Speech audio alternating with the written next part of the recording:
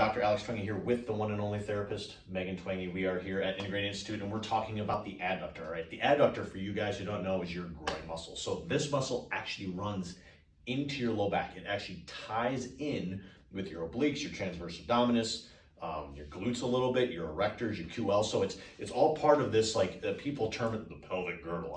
It's kind of just your low back complex. I don't know, you can call it whatever the heck you want. The point is that we wanted to talk about, like, so the adductor plays a lot of roles. It does adduction, or bringing towards midline, so this way. It does hip extension. It's part of the bend and flex of your low back, like, it's part of this. It's actually part of your bracing strategy. So if you're to pick up like a piano, it helps you brace, okay? So this muscle, I think, is something that is like, what'd you term it? The forgotten muscle? Yeah, forgotten muscle. The forgotten muscle. So it's something that could definitely be trained more often. And one of the ways you can train it is actually with hip hinging.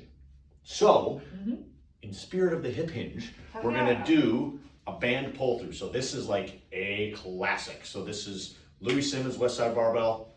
How we doing? So all we're doing here is we're hinging, but what we're trying to focus on is lengthening the high part of the hamstring. So where you sit, we want that to open, because what we're doing here is we're actually pulling on the adductor as well.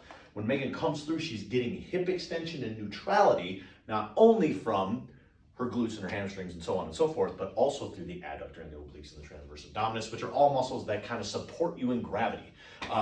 This is a great movement for that. You can do as many sets and reps as you want. You can use a big band, you can use a little band. Heck, you can even just do this and you will elicit some of that response. But it's a muscle that will benefit you in the long run, and it needs to be worked. Would you agree? I would agree. Yep, and that's from the therapist. So if this sounds like something you're interested in, give us a shout. Otherwise, we'll see you next time.